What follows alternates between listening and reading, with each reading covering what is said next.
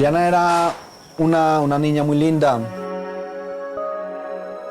extrovertida también, muy amigable, una mujer soltera, cabeza de hogar.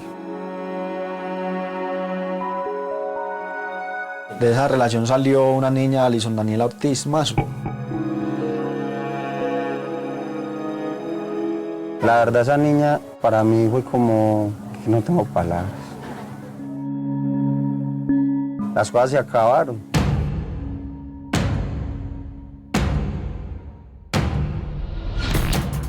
Había ya una disputa porque quién quería tener la niña. Ella me amenazaba y metía a la niña de por medio. Me dijo que la niña era más de ella que mía. Entonces, cuando ella me dijo eso, yo le dije, listo, vamos a ver. Él estaba pretendiendo a Juliana, pero Juliana no gustaba de él. Y se tomaban los traguitos pues con mi papá. Supe que José Antonio estuvo en la casa. Yo vi al negrito ahí adentro en la tienda de ellos. Hasta las 12 de la noche que mi papá cerró el negocio. Como a las 5 de la tarde recibo una llamada. Yo, ¿cómo así? ¿Qué pasó? No, yo no soy capaz de decirle a usted qué pasó. Yo necesito que usted se venga inmediatamente para acá. Empezamos por la puerta principal y al lado de las vitrinas encontramos un dedo y cabellos en el pasillo. Una escena macabra la que encontraron. Sí, empezamos a mirar y mucha sangre. ¿Cómo era que alguien tan salvajemente les hizo ese daño? Yo me imagino a ellos pidiendo auxilio. No, pues ahí se destruyó la vida. Sinceramente, yo a la persona que me pregunta, yo le digo que ya la vida no es igual. Ya uno como que pierde la esperanza. Hay un indicio grave en contra de él. ¿Usted cometió ese crimen? Para nada.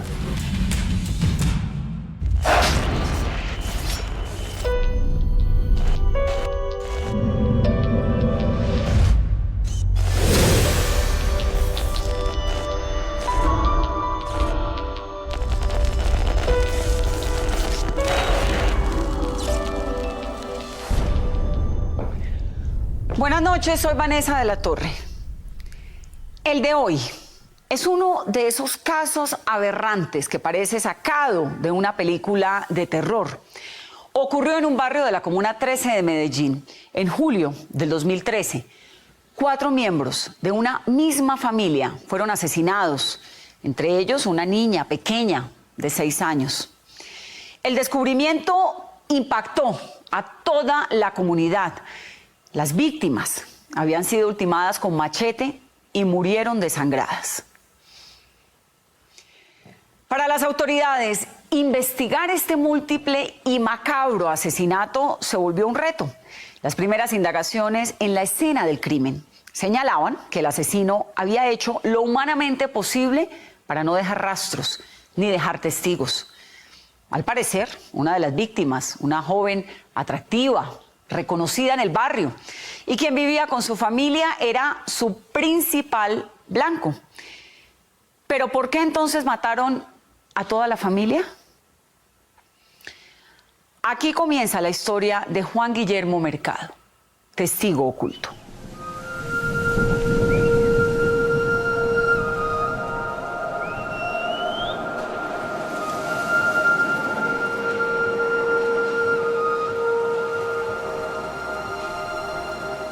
Hay veces en la vida que la belleza y la obsesión terminan creando el mejor escenario para una tragedia. No todas las miradas que atrae una mujer bonita tienen buenas intenciones. Así lo recuerdan en este barrio, Villa Laura, en la Comuna 13 de Medellín. Donde en esta casa creció Juliana Mazo.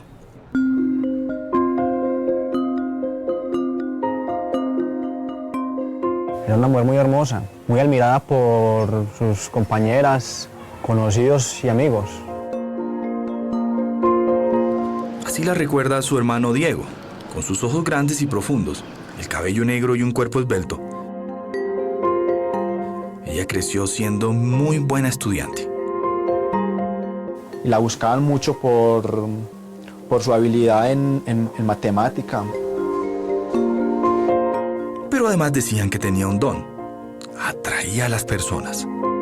Porque era una persona que daba la forma a cómo aconsejar quizás sus amigas y amigos.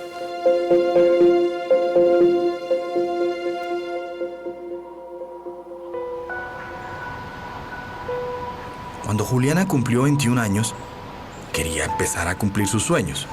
Ella estaba haciendo unas prácticas en el SENA de confecciones para ella independizarse con su microempresa pues, que soñaba.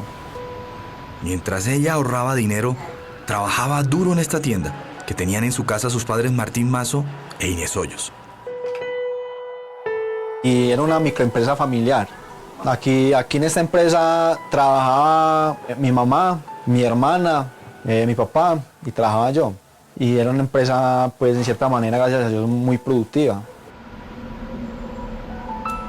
Una de sus tías, María Leonisa Hoyos, recuerda que Juliana atendía el negocio siempre con una sonrisa. Todo el mundo charlaba a ella, todo. Una muchacha muy alegre. Muy sonriente, ella era muy amable. Un día de octubre del año 2008, llegó a la tienda un joven que le llamó mucho la atención a Juliana. Su nombre es John Edison Ortiz, un joven de 23 años, alto y esbelto, que había regresado al barrio luego de prestar su servicio militar. Y muy bonita, me llamó la atención. Ahí empezamos a hablar y a hablar. John Edison estaba desempleado y era común verlo en las calles con sus amigos de fiesta. Él quedó flechado cuando vio a Juliana. Ella era una persona muy alegre, muy divertida. Por eso me gustó también mucho. A Juliana también le llamó la atención Edison. Él rompió el hielo y una semana después la invitó a salir. En medio de esas fiestas, la complicidad de la noche, John Edison le pidió a Juliana que fueran novios. Y pasamos muy bueno y salíamos mucho y teníamos muchas amistades. Duramos de novios más o menos un año. Después de ese tiempo sucedió algo inesperado. Fue un embarazo de la niña. Para la pareja fue una gran noticia. Los dos querían ser padres. Sin embargo, para Martín e Inés, los padres de Juliana, ella había cometido un error.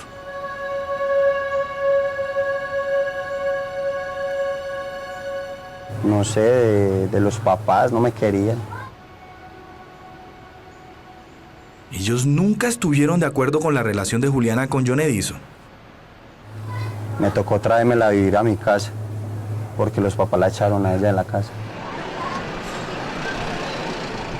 El 9 de octubre del año 2009 nació Alison Ortiz Mazo.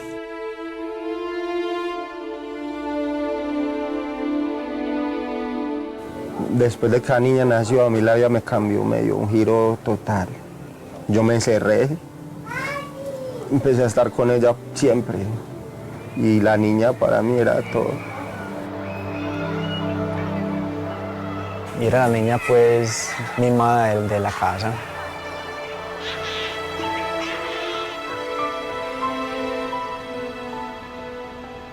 Juliana, John Edison y su pequeña Alison vivieron como una familia feliz cerca de 3 años.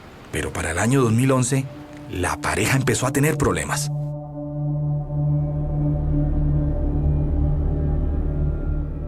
La relación cambió mucho. Fue por parte de todo, pues por culpa mía.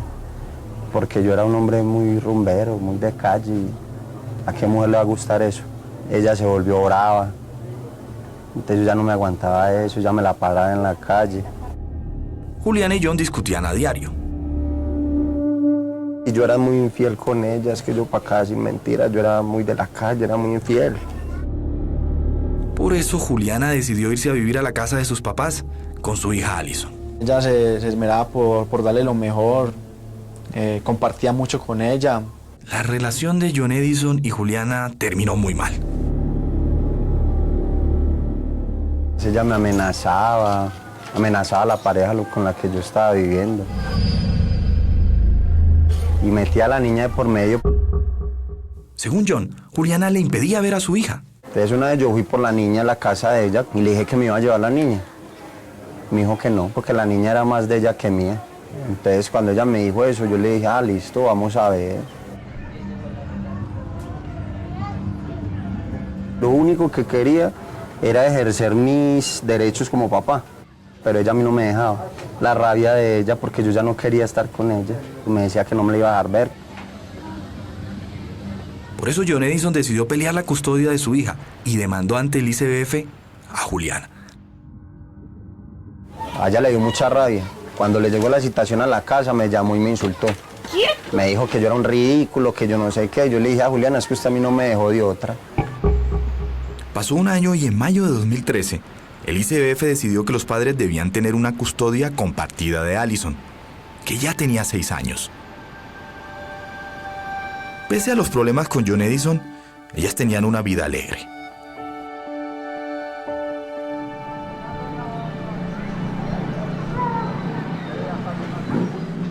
Un mes después, en junio del año 2013, al barrio llegó un nuevo vecino. Su nombre era José Antonio Copete Mosquera. ¿Y usted a qué se dedicaba, José Antonio? Yo era comerciante de la ciudad de Bogotá. Tenía unos de expendio de licores, unos negocios de víveres y comerciaba con la ropa. José Antonio tenía 30 años y era oriundo del departamento del Chocó. Él se había retirado del ejército y vivía en esta casa. Me vine para acá, para Medellín, a pasear donde mi hermano. El hermano de José Antonio se llama Luis Esteban. Llevaba 6 meses aproximadamente viviendo en ese barrio. José Antonio contó en el barrio que era un comerciante y que había decidido ir a Medellín a probar algunos negocios. Él y su hermano Luis Esteban vivían al lado de la tienda de Juliana. Ellos practicaban la religión cristiana y hacían reuniones de ese tipo en su casa. Todos los días José Antonio iba a la tienda y se hizo muy buen amigo de Martín, el papá de Juliana. ¿Cómo era esa amistad con Martín? Pues una amistad muy chévere, muy bien, la verdad. Inclusive que yo le comentaba de mis negocios que tenía en la ciudad de Bogotá. Diego, el hermano de Juliana, vio que su papá depositó mucha confianza en José Antonio. José Antonio era el que atendía ahí el negocio, la clientela, y se tomaban pues siempre los traguitos pues con mi papá. José Antonio se mostraba como una persona amable y le ayudaba a Martín en la tienda.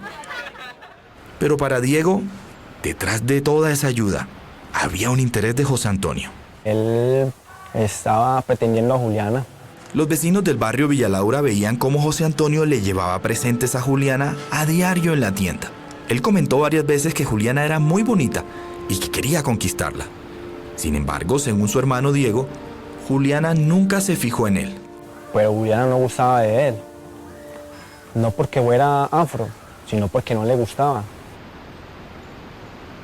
Juliana comentaba que no le gustaba a José Antonio y constantemente rechazaba las invitaciones de José Antonio. Pero él seguía visitando la tienda. Tenía la esperanza de que Juliana aceptara salir con él. Sin embargo, cada vez que lo intentaba, la respuesta era la misma. Por más que José Antonio intentó conquistar a Juliana, ella siempre lo rechazó. El sábado 14 de julio del año 2013, hubo una fiesta en la casa de Juliana. Ese día supe que José Antonio estuvo en la casa. Ese día le dieron pues su buen plato de comida.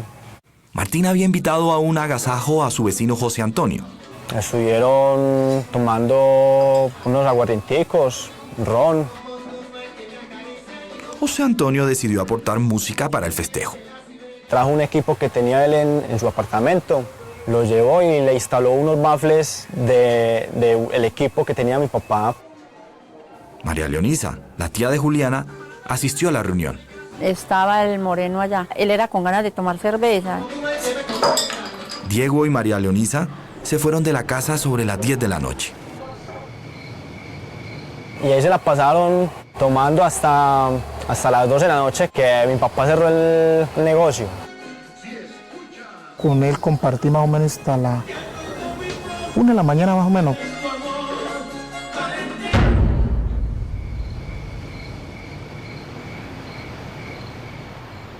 día siguiente, los vecinos del barrio Villalaura se extrañaron porque Juliana y su papá Martín no abrieron la tienda a primera hora, como lo solían hacer. Varios vecinos que llegaron a comprar el desayuno tocaron la puerta, pero nadie atendió. Ellos pensaron que algo extraño había ocurrido. A las 11 de la mañana esas sospechas se confirmaron. Ellos vieron que por debajo de la puerta de entrada a la casa estaba corriendo sangre. De inmediato llamaron a la policía.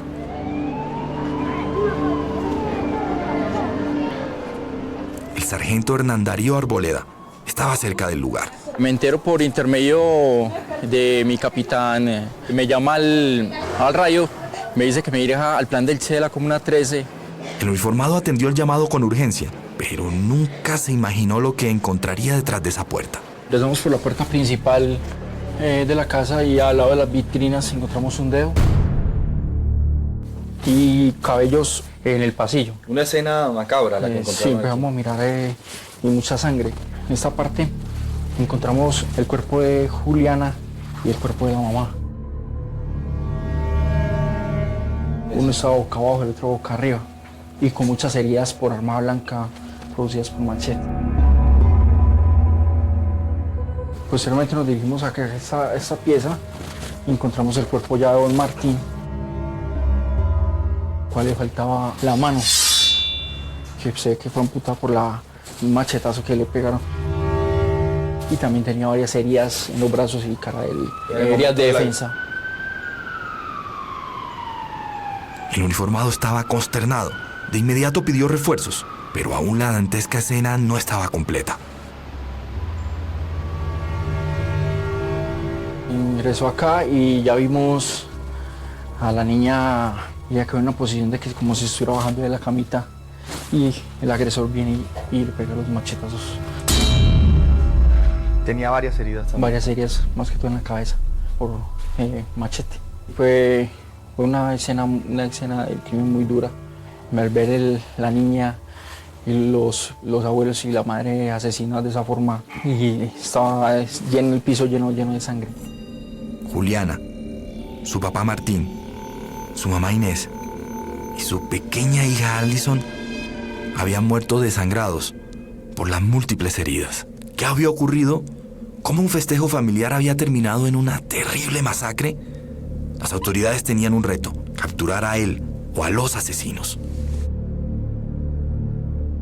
Juliana Mazo era una atractiva paisa de 33 años. Había tenido constantes peleas y discusiones con su pareja y padre de su hija, John Edison Ortiz. Pero estaban separados cuando ella fue asesinada. Incluso peleaban por la custodia de la pequeña de 6 años. Para nadie era un secreto que Juliana y su pareja no se querían. Pero si John Edison sí quería a su hija, y eso era evidente, ¿por qué la mataría junto a su mamá y a sus abuelos? Por otro lado, la última vez que Juliana y su familia fueron vistos con vida, todos estaban acompañados de José Antonio Mosquera, el vecino quien pretendía a Juliana. Por eso las autoridades sospechaban de ambos. Pero la investigación apenas arrancaba. Juliana Mazo, una atractiva paisa de 33 años, había tenido constantes peleas y discusiones con su pareja y padre de su hija, John Edison Ortiz. Estaban separados cuando ella fue asesinada. Incluso peleaban por la custodia de la pequeña de 6 años. Pero para nadie era un secreto que Juliana y su pareja no se querían. Pero si John Edison quería a su hija, y eso estaba comprobado, ¿por qué la mataría junto a su mamá y sus abuelos? Por otro lado, la última vez que Juliana y su familia fueron vistos con vida, estaban acompañados de José Antonio Mosquera, el vecino que pretendía a Juliana. Es por eso que las autoridades sospechaban de ambos. Así continúa Testigo Oculto.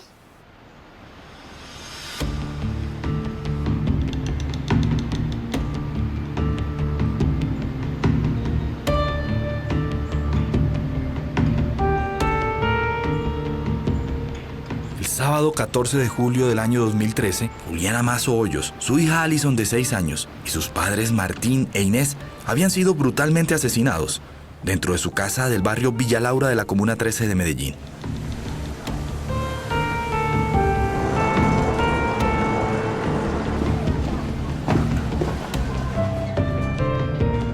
Nunca, en sus 25 años de carrera en la policía, el sargento Hernán Darío Arboleda se había enfrentado a un crimen de este tipo.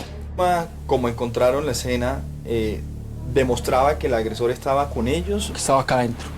Esa primera conclusión también se sustentaba en que los policías no encontraron las puertas forzadas y la mayoría de pertenencias de la casa como electrodomésticos no habían sido hurtados. Para los investigadores, el asesino había entrado con permiso de la familia. En otras palabras, era conocido. ¿Alguna otra pista? ¿Arrojaron los cuerpos? Es que la agresión empezó desde allá. Ella vino corriendo a resguardarse acá. El agresor se encontró con la mamá. También les acuchilla, puede decir, y después el papá. La niña se despierta, el agresor viene acá y la asesina.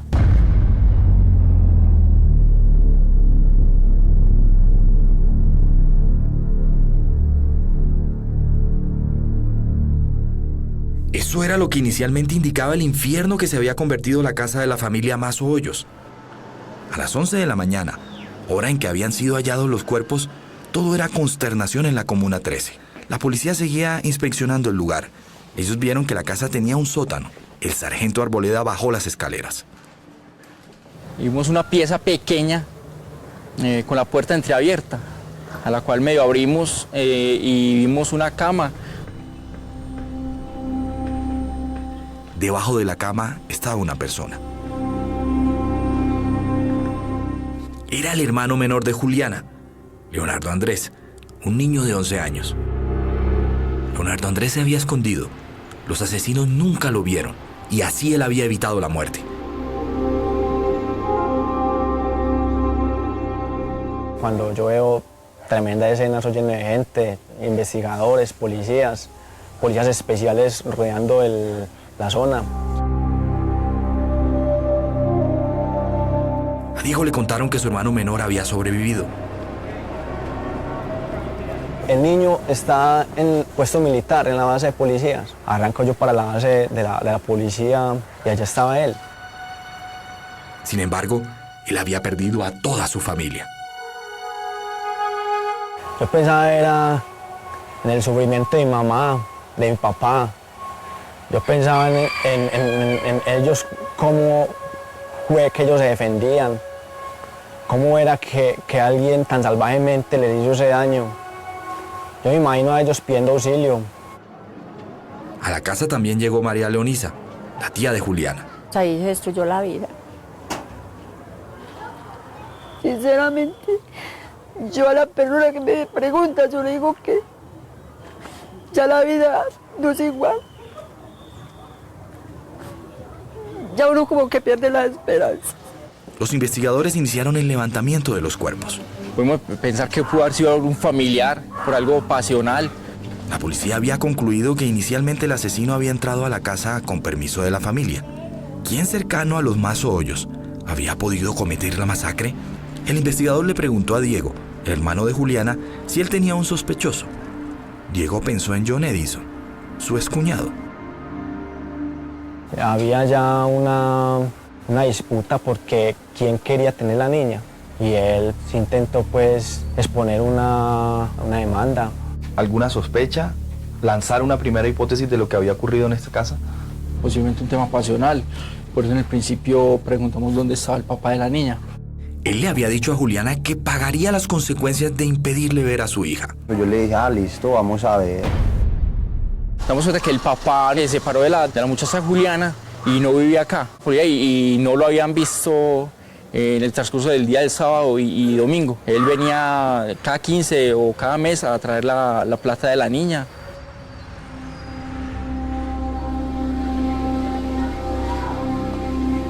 Ese era el fin de semana que John Edison debía visitar a su hija, pero él no apareció para un fin específico: llevar el dinero. La gente era un poco temerosa de hablar. pero sí nos indican que el papá no estaba por acá, que ni lo habían visto por acá, el papá de la niña Alison. La policía llamó a John Edison, pero él tenía apagado su celular. Eso hizo que aumentaran las sospechas. El sargento logró identificar que John Edison vivía en un barrio cercano y se propuso buscarlo. El investigador sabía que si no lograba encontrarlo pronto, después sería más difícil. Sin embargo, en su búsqueda, el policía obtuvo una nueva pista. Nos dicen que era raro que los hermanos Mosquera, Copete Mosquera, no estuvieran ahí. Sobre todo uno gordito, que venía hace más o menos 15 o 20 días, venía visitando mucho a don Martín y tomando cerveza ahí en la tienda. El policía le preguntó por esa descripción a Diego. Él les dijo que se trataba de José Antonio Mosquera, su vecino. El vecino también aseguró que José Antonio estaba en la casa el sábado por la noche, antes del crimen. Esa versión fue confirmada por Diego Mazo. José Antonio era la última persona que había sido vista con la familia antes de que fueran asesinados. Sí, nos llamó la atención. Preguntamos que dónde vivían y nos dicen que al lado de la casa de don Martín, lo cual nos dirigimos allá, tocamos la puerta, no nos abrieron. En la casa tampoco estaba el hermano de José Antonio, Luis Esteban. El sargento preguntó a varios vecinos más por ellos, pero nadie dio ninguna razón. Para la policía, había muchos motivos para sospechar de José Antonio. Pero a veces al señor Copete le gustó Juliana y al parecer él quería conquistarla. Juliana rechazó todas las invitaciones de José Antonio. Eso hizo pensar al uniformado que había un conflicto entre ellos. Además, él había sido la última persona que había sido vista con la familia antes de la masacre. El sargento Arboleda tenía dos sospechosos a quienes buscar: John Edison Ortiz y José Antonio Mosquera. ¿Quién era él o los responsables de tan salvaje crimen? Esa era la pregunta que se hacía la policía y los investigadores. Ellos sabían que el asesino podría estar en cualquier calle, en cualquier barrio de este populoso sector de la Comuna 13 de Medellín. Antes de que cayera la noche, sorpresivamente, alguien llegó gritando al lugar de la masacre. Johnny, me mataron la niña. Se trataba de John Edison. Y cuando yo llegué a la casa ya me encontré con el peor cuadro que yo he podido vivir en mi vida. Llegué a esa esquina y yo escuchaba a todo el mundo que decía: llegó el papá, llegó el papá. Y pues me agarré de la reja de la casa a darle pata, puño. Yo quería entrar a esa casa.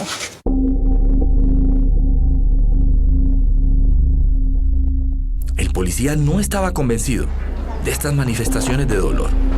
Para él, la escena de John Edison no era auténtica. Había la posibilidad de que él estuviera mintiendo. Las cientos de investigaciones en las que había trabajado el sargento Arboleda le habían dejado esta lección: nunca confiar en el dolor. Pueden buscar la inocencia. Por eso los policías le dijeron a John Edison que debían interrogarlo. ¿Será que John Edison era el hombre que la policía estaba buscando como autor de este brutal asesinato?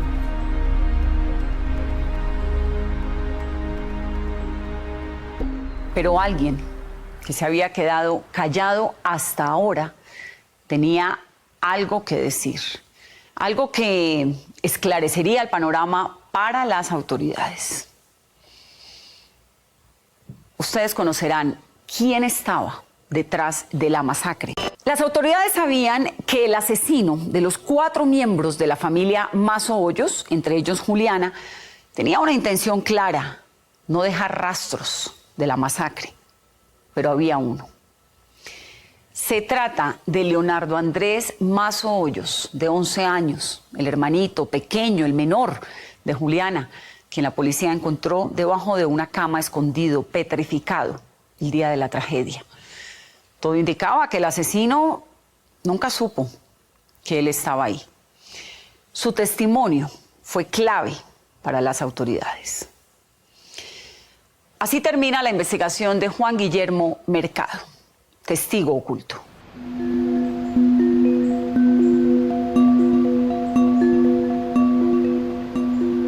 La policía tenía bajo la lupa a 2 sospechosos de la masacre de la familia Mazo Hoyos, un macabro hecho que ocurrió el 13 de julio del año 2013 en la Comuna 13 de Medellín. El primer sospechoso era John Edison Ortiz, ex esposo de Juliana Mazo y padre de Allison, dos de las víctimas. ¿Indicó de inmediato alguna sospecha? Pensamos que era un tema pasional, posiblemente un tema pasional. Por eso en el principio preguntamos dónde estaba el papá de la niña. El segundo sospechoso era José Antonio Mosquera, un vecino que pretendía a Juliana. Al parecer al señor Copete le gustó Juliana y al parecer él quería conquistarla. José Antonio era la última persona que había sido vista con la familia antes del crimen. Sin embargo, John Edison había sido ubicado por la policía. Y cuando yo llegué a la casa ya me encontré con el peor cuadro que yo he podido vivir en mi vida. Llegué a esa esquina y yo escuchaba a todo el mundo que decía, llegó el papá, llegó el papá. Él había llegado a la escena del crimen varias horas después, pero el sargento Arboleda no creyó en las manifestaciones de dolor de John Edison. Por eso lo interrogó. Lo primero que le preguntó fue en qué lugar se encontraba a la hora del crimen. Bueno, el domingo yo me madrugué con el cuñado mío, nos encontramos de San Cristóbal. Nos encontramos allá y nos fuimos a pescar. El sargento también le preguntó por qué no atendió las llamadas de la policía. John Edison explicó que se encontraba en un lugar lejano a Medellín, en una zona sin señal de celular. Pero para la policía él tenía motivos para atentar contra Juliana. Había razones para sospechar de usted. O sea, era un claro sospechoso. Pero yo no tenía razones pues de peso como para hacerlo. ¿Usted cometió ese crimen, Edison, como venganza? No, para nada. Para nada. Yo les dije, es que investiguen. Yo soy un libro abierto. No tengo que esconderle nada a nadie. El sargento estaba frustrado. Él solo tenía en contra de John Edison una versión de la familia Mazo. Él lo tuvo que dejar libre. Sin embargo, él seguía siendo investigado. Sin mayores noticias sobre los responsables del crimen, pasó la noche en la Comuna 13 del sargento Hernando Arboleda. El día siguiente, el lunes 15 de julio, él recibió una llamada. Se trataba de Diego Mazo. Por teléfono, Diego le contó que su hermano Leonardo Andrés le había dicho algo sobre la masacre. Recordemos que Leonardo Andrés había sido encontrado por el policía escondido debajo de una cama después del brutal crimen. Rápidamente el sargento fue hasta la casa de Diego. Él sabía que el asesino había buscado no dejar testigos de la masacre y por eso Leonardo, un niño de solo 11 años, podía ser su última opción. El policía necesitaba la presencia de un fiscal para poder interrogar al niño. Por eso, al lugar llegó Germán Giraldo, director de Fiscalía de Medellín. La verdad es un milagro que este niño se haya salvado. Y digamos, es un milagro, digamos, para su vida, pero también es un milagro para la investigación. Sobre las 10 de la mañana de ese lunes, la fiscalía escuchó la versión de Leonardo Andrés. Lo primero que el fiscal le preguntó era si había visto a los asesinos. Sorpresivamente, Leonardo Andrés dijo que sí. Pero antes de preguntarle quiénes eran, el fiscal quiso saber qué había ocurrido la noche de ese sábado. Leonardo Andrés contestó que él estaba dormido, pero sobre las 12 de la noche escuchó mucho ruido. Pusieron música y luego me desperté. El niño estaba acompañado de su mamá Inés y los dos estaban dormidos en una cama ubicada en el sótano de la casa. Estaban tomando cerveza y luego escuché los machetes y mi mamá subió corriendo. Yo le dije a mi mamá que tampoco subiera y subió. Leonardo Andrés también subió, pero se quedó escondido detrás de la puerta. Desde ese lugar alcanzó a mirar lo que estaba ocurriendo en la sala de su casa. Y mi hermana mayor salió a batir la pieza y luego mi hermana gritó y yo la vi que ella se había parado y se apoyaba en la mesa y luego se caía. Y yo vi que uno le arrancó el pelo a la hija de mi hermana. Yo se lo vi que lo arrancó y yo salí corriendo de para abajo. Aterrorizado, él buscó esconderse. Encima de la cama me acobijé y me puse enrollado con un bebé. Arriba el mismo sonido se repetía y repetía. Escuché los machetes. Después de unos minutos, Leonardo Andrés dejó de escuchar ese sonido. Volvió a subir y se escondió detrás de la puerta. Ahí logró ver algo. Y luego se tiraron por la ventana y por el balcón. Él vio que los asesinos habían salido de la casa. y yo tenía miedo de subir y luego fui a la sala si había alguien y había mucho pelo. Ahí logró observar que su papá Martín y su hermana Juliana aún estaban con vida. Se estaban desangrando. Y luego yo me fui a la cocina y mi papá y mi hermana mayor se quejaban, pero mi mamá no.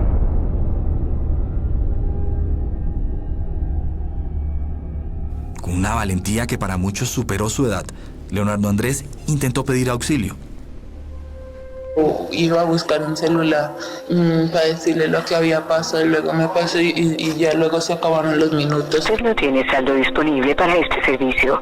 Por favor. Pero él se llenó de pánico por la espantosa escena que estaba viendo. Por eso bajó de nuevo al sótano y se escondió debajo de la cama. Ahí permaneció hasta el amanecer. A las 11 de la mañana del domingo, él escuchó que abrieron la puerta. Y luego me sacaron los policías de allá porque yo abrí la puerta. El fiscal Giraldo estaba totalmente impactado. Uno se pone a pensar en el momento que pudo haber pasado este niño cuando se escondió, escuchando el homicidio que se viene sucediendo, cómo matan a su familia. El lunes 15 de julio a las 11:30 de la mañana, el fiscal Germán Giraldo estaba por descubrir algo que la familia Mazo y la policía estaban buscando después de conocer el aterrador crimen. Conocer el nombre de los responsables. Ahora un niño de 11 años lo sabía. ¿Y quién era? José Antonio y Luis Esteban y yo escuchaba puros machetes.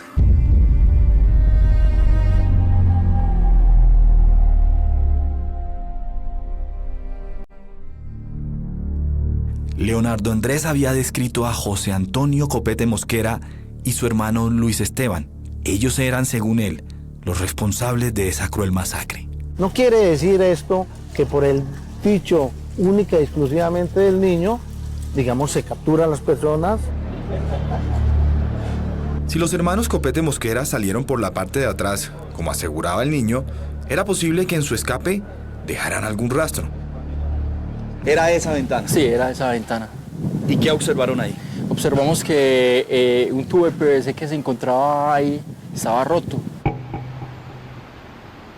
También era posible que si había un tubo roto, alguien escuchara algún ruido extraño cuando los dos se lanzaron. El testigo nos dice que él lo reconoce porque el más delgado tiene una cicatriz grande en la cabeza. El nuevo informante del sargento Alboreda se refería a Luis Esteban. Una de las luces de las lámparas, de las luces de alumbrado público, le brilla la cicatriz y que por eso lo conoce.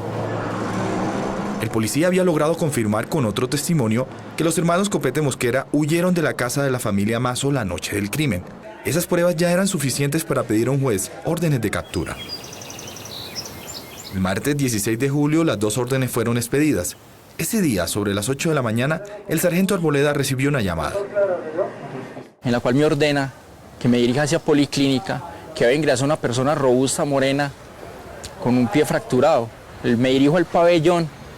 Cuando estaba entrando yo al pabellón, sale esa persona robusta, morena. El sargento tenía de frente a José Antonio Copete. Y se procedió a hacer la captura de él en el centro hospitalario. Ese mismo día buscaron a su hermano Luis Esteban. En horas de la tarde se dirigió acá al sector del Plan del Che, donde él vivía, a retirar ropa. Los vecinos del barrio Villalaura le dijeron al sargento que Luis Esteban había ido a un centro religioso. Media hora más tarde en ese lugar fue capturado. José Antonio y Luis Esteban Copete Mosquera fueron reseñados en la fiscalía. El miércoles 16 de julio ellos fueron presentados en una audiencia y acusados por el delito de homicidio.